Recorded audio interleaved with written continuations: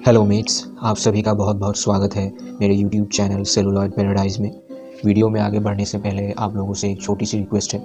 अगर आप लोगों को मेरा ये वीडियो पसंद आए तो मेरे चैनल को प्लीज़ ज़रूर सब्सक्राइब कीजिएगा और बेल आइकन को भी प्रेस कर दीजिएगा ताकि आप लोगों को मेरे वीडियोस की नोटिफिकेशंस रेगुलर मिलती रहे। तो इस रिक्वेस्ट को आप लोगों के सामने रखते हुए चलिए वीडियो को आगे बढ़ाते हैं। हेलो मेट्स, सबसे पहले आप सबको मैरी क्रिसमस की बहुत बहुत शुभकामनाओं के साथ चलिए वीडियो को शुरू करते हैं। आज मैं फिर से बात करूंगा हॉकाई के बारे में। हॉकाई के सारे एपिसोड्स एयर हो चुके हैं और मैं आज हॉकाई के बारे में आप लोगों से डिस्कस करूंगा। चलिए वीडियो को आगे बढ़ाते हैं। वीडियो में आगे बढ़ने से पहले आप लोगों के लिए फिर से 110% का स्पॉइलर अलर्ट रहेगा। हॉकाई टीवी सीरीज़ कंप्लीट हो चुकी है और फाइनल एपिसोड में मैंने जैसा प्रेडिक्ट किया था, मेरे प्रेडिक्शन में से लगभग 60-70% बातें सच हुई हैं। जो मैंने कहा था कि आखिर में केट बिशप क्लिंट बार्टन के साथ उनके घर जाएंगे, ये बात बिल्कुल सच साबित हुई है। पहले 2 एपिसोड रायस थॉमस ने डायरेक्ट की थी, एपिसोड 3, 4 और 5 बर्ट एंड बर्टी ने डायरेक्ट की है और आखिरी एपिसोड फिर से रायस थॉमस ने ही डायरेक्ट की है। और आखिरी एपिसोड पूरी तरह से धमाकेदार हुई है और एक बहुत बढ़िया क्रिसमस गिफ्ट साबित हुआ है सबके लिए। मेट्स में पहले बात करूँगा मेरा एक नया segment, the philosophy of the story और the moral of the story of the series. नंबर 1, क्लिंट बार्टन एक पेन में थे, पेन, गिल्ट, ग्रीफ, सॉरो और वो रिग्रेट में थे 2018 से ही। थैनोस के स्नैप के बाद से ही वो एक दुख में थे क्योंकि उन्होंने अपनी फैमिली को खो दिया था। ये दुख और ज़्यादा बढ़ गया था जब नटाशा रोमानोफ को उन्होंने वोलोमीर में खो दिया। अगर मैं सही हूँ तो आखिरी बार क्लिंट बार्टन तब मुस्कुराए थे जब वो नताशा के साथ मोरेग प्लैनेट से वोलोमीर के लिए रॉकेट के शिप पर निकले थे। उस टाइम आखिरी बार क्लिंट को हंसते हुए देखा गया था। वोलोमीर से सोल स्टोन लेकर वापस आने के बाद क्लिंट को मैंने तो नोटिस नहीं किया हंसते हुए। वो एक तरह से खामोश से हो गए थे। एंड गेम के इवेंट्स के बाद ये बात उन्हें सता रही थी, उन्हें दुख पहुंचा रही थी कि शायद वोलोमीर पे नताशा की जगह पर वो ख़ुद को सेक्रीफाइस कर पाते तो नताशा आज ज़िंदा होती। ये बात उन्हें सताती रहती है एंड गेम के इवेंट्स के बाद और यही बात इस सीरीज़ में काफ़ी अच्छे से और काफ़ी एलाबोरेट करके दिखाया गया है। सीरीज़ का मेन फ़िलॉसफी यही है कि नताशा जो चली गई है हमेशा के लिए, इस बात को आखिर में क्लिंट एक्सेप्ट कर पाते हैं और इस दुख से उभर पाते हैं। और सीरीज़ के आखिर में येलेना को भी ये बात समझ में आती है कि क्लिंट ने नताशा को नहीं मारा है, किसी ने नताशा को नहीं मारा। नताशा की वो ख़ुद की मर्ज़ी थी, उनका वो चॉइस था, उन्होंने सेक्रीफाइस किया था दुनिया को बचाने के लिए ख़ुद का। और येलेना ये बात समझ पाती है और क्लिंट को माफ़ करती है। क्लिंट येलेना को भी सॉरी कहते हैं और फाइनली आखिर में वो इस दुख से उभर पाते हैं। नंबर 2, क्लिंट बार्टन गिल्ट में थे अपने रॉनिन अवतार के लिए। उन्होंने रॉनिन अवतार लेकर जो भी खून खराबा किया था उसके लिए वो ख़ुद को दोषी मानते थे एक तरह से, क्योंकि उन्होंने काफ़ी ज़्यादा क्रिमिनल्स को मारा था इस पीरियड में। थैनोस के स्नैप के बाद 5 सालों के लिए, यानी 2018 से 2023 के बीच के इन 5 सालों में उन्होंने रॉनिन अवतार लेकर काफ़ी खून खराबा किया था। इन 5 सालों में वो बहुत ज़्यादा वायलेंट हो गए थे। अपने इन्हीं वायलेंस के लिए भी वो एक तरह से डिस्टर्ब रहते थे। एंड गेम के इवेंट्स के बाद उन्होंने बहुत ज़्यादा जो किलिंग्स की थी, इस वजह से वो ख़ुद को एक तरह से दोषी मान रहे थे। एपिसोड 5 में वो माया को अपनी असलियत बताते हैं, माया को ये बताते हैं कि वो ही रॉनिन है। और इससे पहले केट से बातें करते वक्त केट को ये पता लगता है कि वो ही रॉनिन थे। ये दोनों बातें उन्हें हेल्प करती है, ये 2 कन्फेशंस उन्हें एक तरह से हेल्प करती है अपने गिल्ट से बाहर आने के लिए।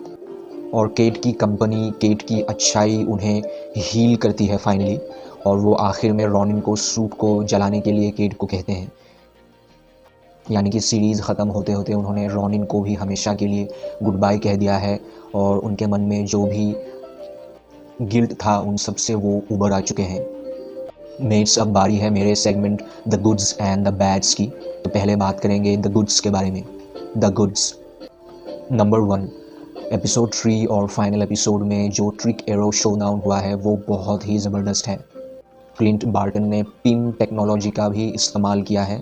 पहली बार हमने देखा कि क्लिंट खुद ही अपने ट्रिक एरोज़ बना सकते हैं और टोनी स्टार्क ने भी क्लिंट के लिए ट्रिक एरोहेड्स, स्पेशल एरोहेड्स बनाई थी, ये बात भी हमें पता चली। ये काफ़ी अच्छा लगा। इससे पहले हमने हॉकाई के इतने ट्रिक एरो शोडाउन नहीं देखे थे। This is a very good point. Number 2, episode 5 में Clint Barton battle of New York memorial के सामने होते हैं और वो अपने कानों से ईयरपीस हटा देते हैं और नताशा से बात करना शुरू करते हैं। जब वो ईयरपीसेस हटाते हैं तो आसपास की आवाज़ें कम हो जाती है। ये बात काफ़ी अच्छी लगी मुझे। और वो कहते हैं कि वो नताशा को मिस करते हैं और वो एडवांस में नताशा से माफ़ी मांगते हैं, सॉरी कहते हैं, क्योंकि वो माया के सामने अपनी आइडेंटिटी रिवील करने जा रहे थे और ज़रूरत पड़ी तो शायद वो माया पर हमला भी कर देते। तो ये सीन काफ़ी इमोशनल था। इस सीन से ये बात फिर से पता चलती है कि नताशा और क्लिंट कितने अच्छे दोस्त थे। ये बहुत अच्छा लगा मुझे ये sequence.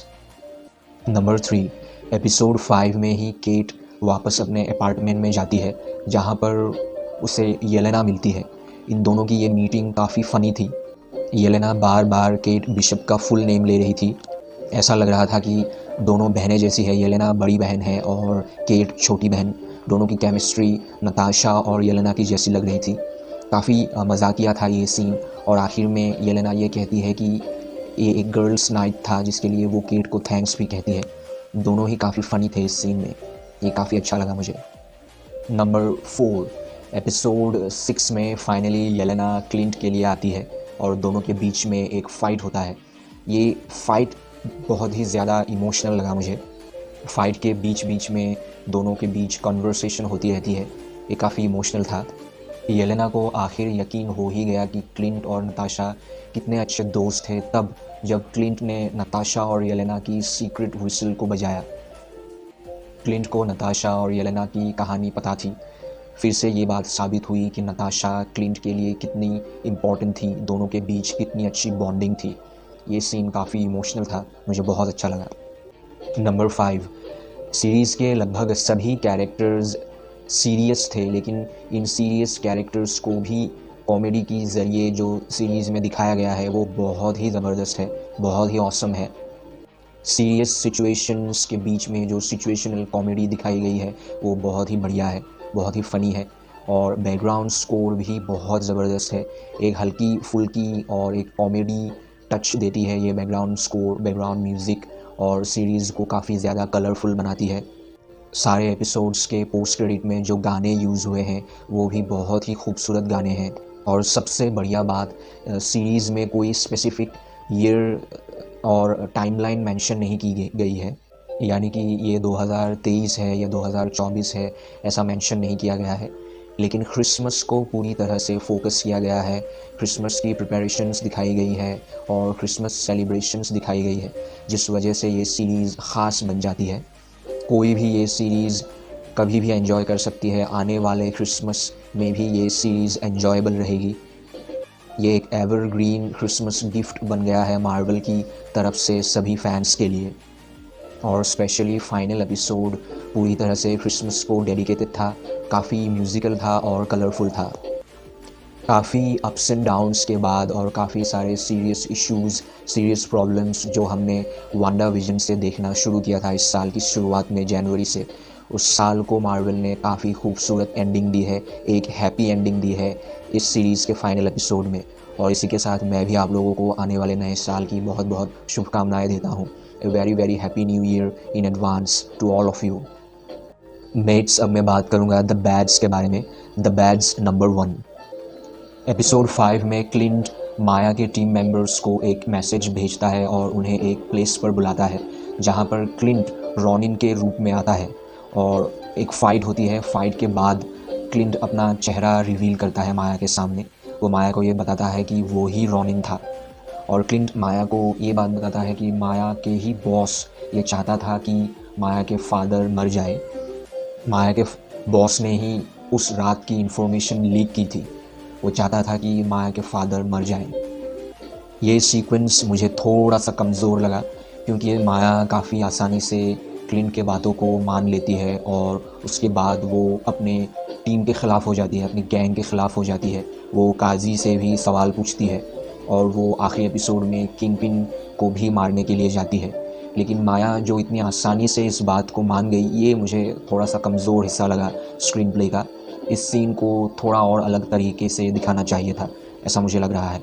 This is a bad point of the series. Number 2, kingpin का कैरेक्टर इस सीरीज़ में थोड़ा सा लो हो गया, मुझे ऐसा लगता है। फाइनल एपिसोड में इस कैरेक्टर का वेट थोड़ा सा लूज़ हो गया। किंगपिन पहली बार फाइनल एपिसोड में ही अपीयर हुए और एपिसोड ख़त्म होते होते ऐसा हो गया कि किंगपिन शायद मर गए हैं, ये ऐसा भी दिखाया गया। ये थोड़ा सा जल्दबाजी हुआ मुझे लगता है, ये ज़रूरत से ज़्यादा फास्ट हो गया। और किंगपिन के जैसा एक पावरफुल मॉब खुद ही एलेनोर के लिए आते हैं और केट बिशप के साथ उन्हें एक्शंस भी करना पड़ा। ये थोड़ा सा इस कैरेक्टर के साथ नाइंसाफ़ी हो गया, थोड़ा सा चीप हो गया, ऐसा मुझे लग रहा है। किंगपिन का एंडिंग अलग होना चाहिए था, ऐसा मुझे लगता है। So this is a bad point of the series. मुझे लगता है आने वाले प्रोजेक्ट्स के लिए किंगपिन को एक हैवी विलन की तरह इस्टेब्लिश करके रखना चाहिए था। ये मेरा एक ओपिनियन है जो मैंने आप लोगों के साथ शेयर की है। अब मैं बात करूँगा मेरा सेगमेंट फ्यूचर सेटअप।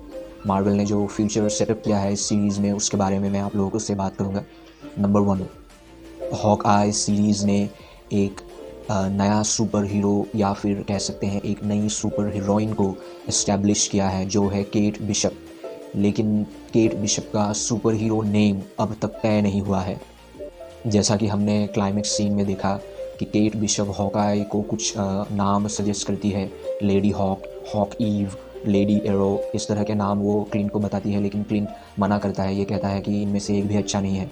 और क्लिंट आखिर में ये कहता है कि एक्चुअली उसके पास एक आइडिया है। इसी के साथ सीरीज़ ख़त्म होती है। तो ये डायलॉग एक तरह का हिंट दे रहा है कि शायद क्लिंट आगे फ्यूचर में हॉकआई टाइटल से ऑफिशियली रिटायरमेंट ले लेगा और ये टाइटल केट बिशप को दे देगा, या फिर केट बिशप को हम हॉकआई के रूप में ना भी देखें। केट बिशप का सुपर हीरो नेम शायद कुछ और भी हो सकता है। तो शायद हम आगे केट बिशप पर एक सीरीज़ देखेंगे, लेकिन ये डायरेक्टली हॉकआई का सीक्वल नहीं भी हो सकता है। केट बिशप के नाम पर एक अलग सीरीज़ हो सकती है और ये सीरीज़ केट बिशप को एक काइंड कैरेक्टर के रूप में इस्टेब्लिश करती है। वो एक प्योर हार्ट पर्सन है, वो ये जानती है और वो इनफैक्ट क्लिंट को बताती भी है कि सुपर हीरो होने के लिए सुपर पावर्स की ज़रूरत नहीं होती है। हर एक इंसान सुपर हीरो हो सकता है जो सच का साथ दे, जो वही करे जो सही है। और यही बात साबित करते हुए वो अपनी माँ एलेनोर को भी अरेस्ट करवाती है क्रिसमस ईव के मौके पर। वो ये साबित करती है कि वो सच का साथ देने के लिए कुछ भी कर सकती है। वो चाहे कुछ भी सिचुएशन हो, वो सच का साथ नहीं छोड़ेगी। स्टीव रॉजर्स के बाद MCU ने केट बिशप को एक सही पर्सन के रूप में डिफ़ाइन किया है और हर कोई केट बिशप को चाहने लगा है। अब वो कैरेक्टर हर किसी के दिल में इस्टेब्लिश होने लगा है। केट बिशप की ईमानदारी और सच्चाई की वजह से सभी कैरेक्टर्स धीरे धीरे उसे चाहने लगे हैं और येलेना भी उसे ज़्यादा हार्म नहीं करती है। अगर चाहती तो येलेना उसे बुरी तरह से हार्म कर सकती थी, लेकिन उसने किया नहीं है। तो मुझे लगता है केट बिशप कैरेक्टर धीरे धीरे MCU में ग्रो होंगी और वो आगे जाकर काफ़ी इम्पोर्टेंट रोल MCU में प्ले करेंगी। नंबर 2, द गिल्ड लार्पिंग। ये भी आगे जाकर MCU में एक इम्पोर्टेंट रोल प्ले करेगी। शायद केट बिशप आगे एक टीम की तरह एक्ट करे, लार्पिंग के मेंबर्स उसके साथ एक टीम की तरह रहें और टाइम टू टाइम उसकी मदद करें। जैक भी लग रहा है लार्पिंग का मेंबर आगे जाकर बनेगा और शायद इस टीम के मेंटोर के रूप में हम क्लिंट को आगे स्पेशल अपीयरेंसेस में देखते रहेंगे। नंबर 3, क्लिंट ने इस सीरीज़ में 2 बार पिन टेक्नोलॉजी का इस्तेमाल किया है अपने एरोज़ के साथ और आखिरी एपिसोड में क्लिंट ने स्पॉट लैंग का नाम भी लिया है फाइनल बैटल के दौरान। तो मैं ये उम्मीद कर रहा हूँ कि Ant Man and the Wasp Quantumania movie में शायद क्लिंट बार्टन स्पेशल अपीयरेंस में हमें फिर से दिख जाए। नंबर 4, इस सीरीज़ में अंडरवर्ल्ड ऑफ न्यूयॉर्क या फिर कह सकते हैं गैंग्स ऑफ न्यूयॉर्क को इस्टेब्लिश किया गया है। क्राइम और क्रिमिनल्स दुनिया में पहले के जैसे ही हैं। इतने सारे एलियन इन्वेजन्स होने के बावजूद, थैनोस का स्नैप, फिर ब्लिप ये सब इवेंट्स होने के बावजूद क्राइम वैसे ही चल रहा है और क्रिमिनल्स वैसे ही एक्टिव हैं। तो इन क्रिमिनल्स को रोकने के लिए एमसीयू में सुपर हीरोज़ ज़रूर आएंगे और मुझे लगता है हम लोग बहुत जल्द डेयर डेविल को एक्शंस में देखेंगे क्रिमिनल्स के ख़िलाफ़ लड़ते हुए। और मेरे पिछले वीडियो में मैंने आप लोगों से 2 सवाल पूछे थे क्योंकि उनका जवाब मुझे नहीं मिला था। उनमें से पहला सवाल ये था कि वो घड़ी आखिर क्या है जो माया के अपार्टमेंट में थी। तो फाइनल एपिसोड में क्लिंट वो घड़ी ले जाकर अपनी वाइफ लौरा को देते हैं। तो ये मेरा एक क्रेज़ी गैस है, मैं शायद गलत भी हो सकता हूँ। शायद ये घड़ी वो टाइम जीपीएस डिवाइस है जो टोनी स्टार्क ने बनाई थी टाइम ट्रैवल करने के लिए, और शायद ऐसा ना हो, ये एक रैंडम वॉच हो, लेकिन मेरा गैस है शायद ये टाइम जीपीएस डिवाइस हो। आपको क्या लगता है, आप लोग कमेंट्स में बताइएगा। और मेरा दूसरा सवाल था कि किंगपिन ने क्यों विलियम लोपेज को मरवाया था, लेकिन इसका जवाब हमें इस सीरीज़ में नहीं मिला। तो मुझे उम्मीद है आगे इको की सीरीज़ में इस सवाल का जवाब हमें मिल जाएगा। मैं इस सब में बात करूँगा लीड कैरेक्टर्स के बारे में। क्लिंट बार्टन एके हॉकाई के रोल में थे, जेरेमी रेनर बहुत ज़बरदस्त परफॉर्मेंस दी है। केट बिशप के कैरेक्टर में है हेली स्टेनफील्ड, उन्होंने भी बहुत ही बढ़िया परफॉर्मेंस दी है, मुझे बहुत अच्छी लगी, मेरी नई फेवरेट है। एलेनोर बिशप के कैरेक्टर में है वेरा फर्मिगा, उन्होंने भी अच्छी परफॉर्मेंस दी है। येलेना बेलोवा के रोल को निभाया है फ्लोरेंस पग ने, वो भी मेरी नई फेवरेट है, उन्होंने भी काफ़ी उम्दा परफॉर्मेंस दी है। माया लोपेज के रोल में है एलेक्वा कॉक्स, उन्होंने भी अच्छी परफॉर्मेंस दी है। काजी के कैरेक्टर को निभाया है फ्रा फी ने, अच्छी परफॉर्मेंस है। जेक डुकेन के रोल में है टॉनी डेल्टन, वो भी बढ़िया लगे मुझे, काफ़ी फ़नी लगे। और विल्सन फिस्क एके किंगपिन के रोल में है none other than Vincent D'Onofrio, उनका परफॉर्मेंस भी ज़बरदस्त है। सीरीज़ में टोटल 6 एपिसोड्स हैं। डायरेक्शन बहुत ज़बरदस्त है, स्क्रीन प्ले बहुत अच्छा है, वीएफएक्स ज़बरदस्त है, लोकेशंस खूबसूरत है, सिनेमेटोग्राफी बहुत बढ़िया है, एक्शन तो ज़बरदस्त है ही, बहुत ऑसम लगा मुझे। बीजीएम बैकग्राउंड म्यूज़िक भी बहुत बढ़िया है, ऑसम है, बहुत म्यूज़िकल है और एक फ़नी टोन है, बहुत खूबसूरत है बीजीएम। एक्टिंग सभी ने ज़बरदस्त एक्टिंग की है। तो मैं फाइनली इस सीरीज़ को रेटिंग दे रहा हूँ 8 स्टार्स आउट ऑफ 10 स्टार्स। आप लोग भी इस सीरीज़ को कमेंट्स में रेट कीजिए, आप लोगों को कैसा लगा बताइए। मेरा वीडियो अगर अच्छा लगा तो वीडियो को लाइक ज़रूर करें, मेरे चैनल को सब्सक्राइब करें, अपने दोस्तों के साथ इस वीडियो को शेयर करें। मैं बहुत जल्द अपने नए वीडियो के साथ आप लोगों के सामने वापस आऊँगा। तब तक के लिए आप लोग अपना ख्याल रखिए। Have a great time, thank you.